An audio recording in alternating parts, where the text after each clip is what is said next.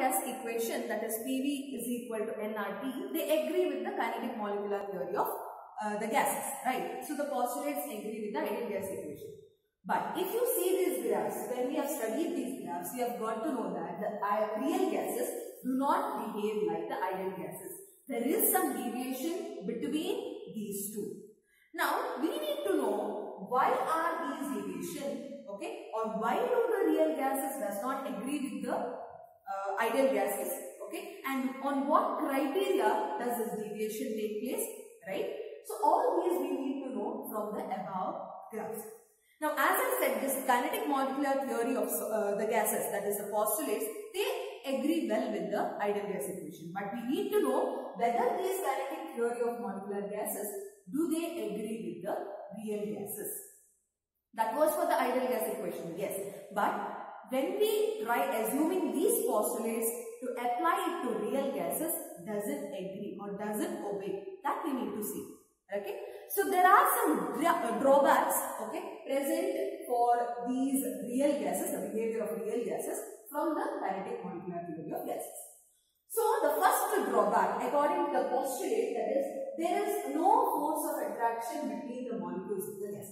So that is what the kinetic molecular theory of gas says, that there is no force of attraction between the molecules of gas. So here, as I said, that if you consider a container, if the gas molecules are said to be a point masses, so we say that there is no force of attraction between these particles, right? So that is what the law says. But why is this said to be a drawback? Now imagine, okay, you imagine that in this container there are few balls present, okay. Now, if you try applying pressure, more and more pressure, what happens?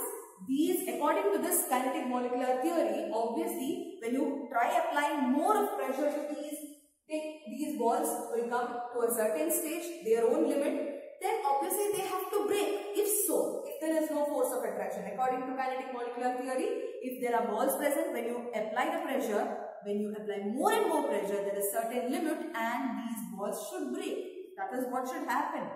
But you see that when the gas molecules are compressed, they actually don't break. In order, they will convert into liquids or they will liquefy, right? So when you apply more and more pressure to these gas molecules, they will come close to each other. Why do these liquefy now? There is some force of attraction. Now this drawback, that is the kinetic molecular theory says there is no force of attraction. But why does these gas molecules liquefy? Because there is some interaction. As they come close to each other, there is some interaction or a force of attraction which pulls them together. That's why they try combining themselves and they try liquefying or compression as well as cooling. That's why I say as they apply pressure, the gas molecules will come close to each other. Because of this force of attraction or the interaction present between the molecules, they will convert into liquids. So this is the first drawback which is given by the kinetic molecular theory of the gases. That is what the law says. Now the second postulate says that the volume of the molecules of a gas is negligibly small, right? So we say that they are considered to be point masses inside a container. Now suppose gas molecules are taken. We say that the volume is said to be negligible of each molecule when you compare it to the space occupied by the gas molecules, right? So we consider them as point masses, very small, and that's why we say it is negligible according to kinetic molecular theory. But actually, if you look at the first postulate, as this was a drawback, what we got to know from here, that there is some force of attraction. That is what we explained in the first drawback, right? There is some force of attraction. So if there is force of attraction, do you think that they will have enough space between them when you compare to the ideal gas? No, right? If there is interaction between the molecules, if there is interaction between the gas molecules, obviously there is some force of attraction, and due to this, what happens to the volume comparison now? They will increase, they will try coming close to each other. Now what happens to the space occupied by the whole of these gas molecules? They will be less. So in the kinetic molecular theory, they say volume was negligibly small, but the space was more, right? But when you actually compare it to real gases, because of this force of attraction, what happens to the volume? They will be considered, or they are more when compared to the space occupied by the gas molecules. That is what you get to know. So this also would be a drawback of the kinetic molecular theory. So volume is not considered to be negligible. They are considered that they will be more when compared to the space occupied by the gas molecules. Why? Because there is force of attraction. Okay, so this is the second drawback. Now the third drawback, if you consider, now you know that the gas molecules, as per the kinetic molecular theory, we see the gas molecules, they will collide with each other, they will hit the walls of container. So what happens due to this random motion, there is some force exerted, or there is some pressure exerted by the gas molecules. That is what the kinetic molecular theory says, that they will exert pressure, high pressure.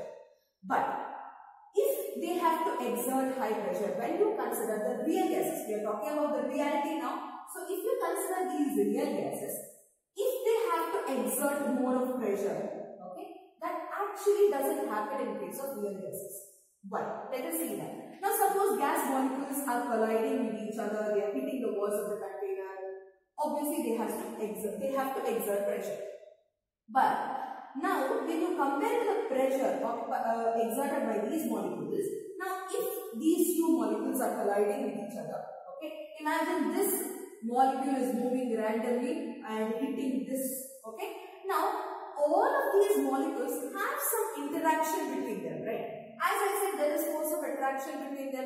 The space would be lesser when compared to the volume, right? So what happens? There is some force of attraction between all of these molecules. They are interconnected, right? So there is some interaction between them, right? Now because of this, if this molecules try moving upwards and try exerting pressure, now what happens? The other molecule which is present beside it will try interacting and it tries pulling it down. It doesn't allow to escape when you compare it to ideal gases. Ideal gases, obviously there is no force of attraction, it can exert pressure, it can collide with each other, it can exert high pressure. But when you compare it to real gases, as there is some interaction between the molecules, what happens? The other molecules which are present will try pulling it down. They will not allow them faster as it moves in the ideal gas. Okay, so as there is some force of attraction, these molecules will try pulling it down or dragging it back, and because of this, the pressure exerted by the real gases will be lesser when compared to ideal gases. From the graph itself, you can see that the pressure exerted by the real gases is said to be lesser than that of the ideal gases. Okay, why is this? As I said, there is force of interaction between them, and that because of this, the gas molecules will try pulling it down. It will not allow that to faster when you compare it to ideal gases. So these are the important drawbacks of this kinetic molecular theory. From the graphs, you have got to know that the pressure exerted by the real gases is said to be lesser when you compare to ideal gas, right?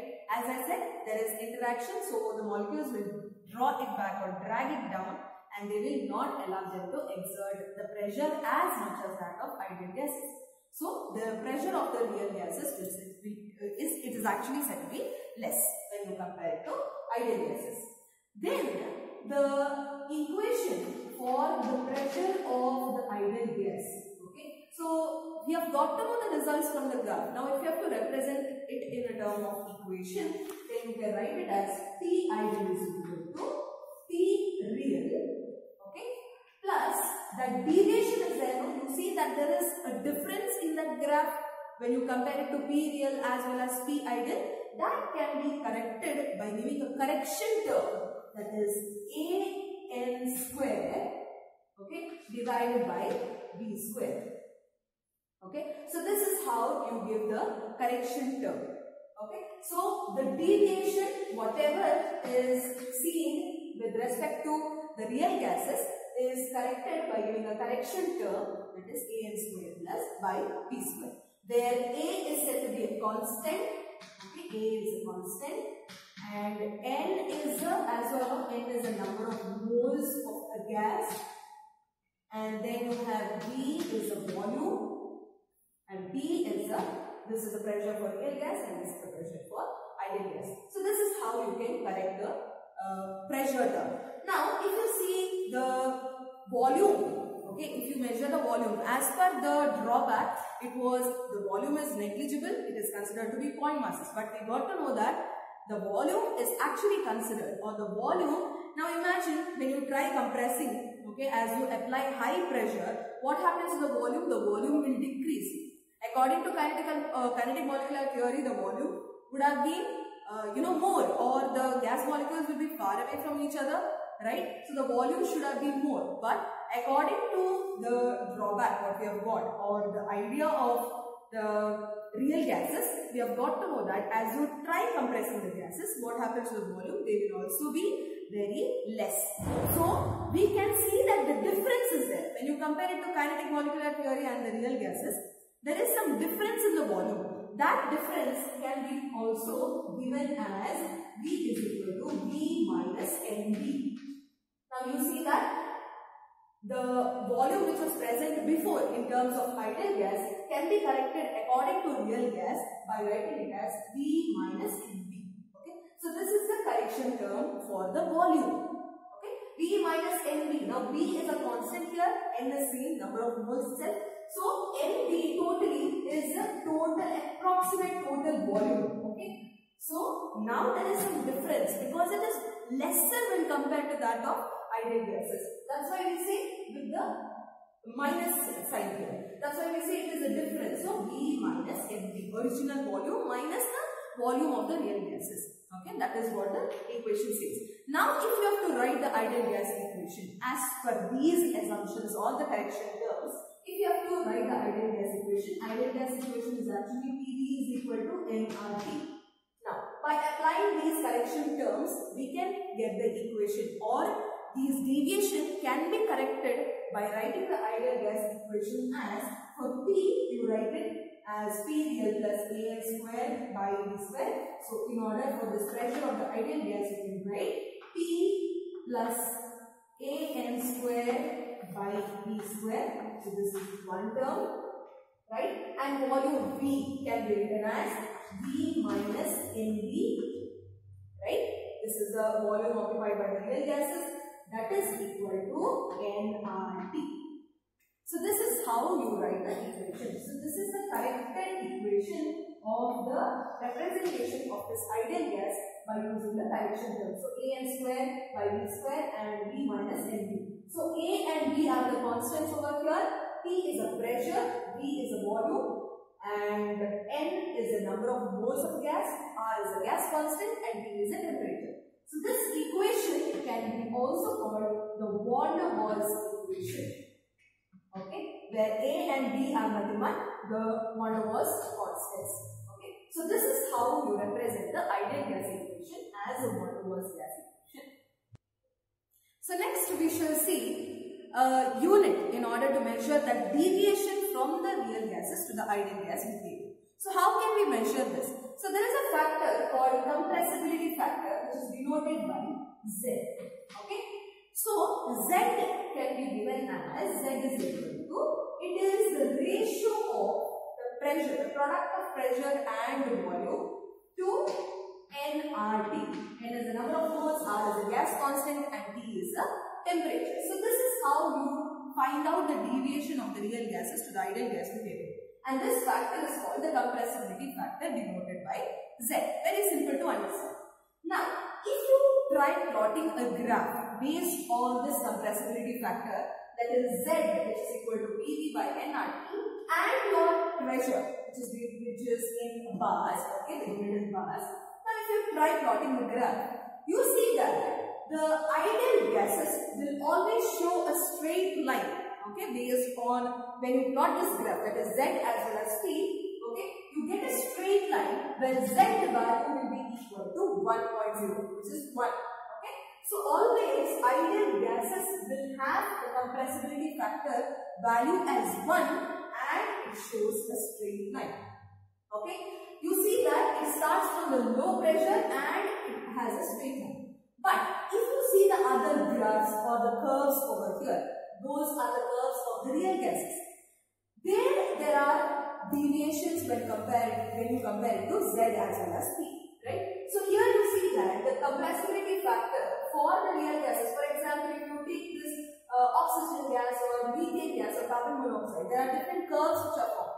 Now you see that the Z value, okay, they may decrease or they may increase, right? So maybe at high pressure they will have an increase in the Z value, or maybe at low pressure they will have a decrease in Z value, right? So this depends on the characteristic of the gas, okay? What is the nature of the gas? Based on that, they will have different Z values.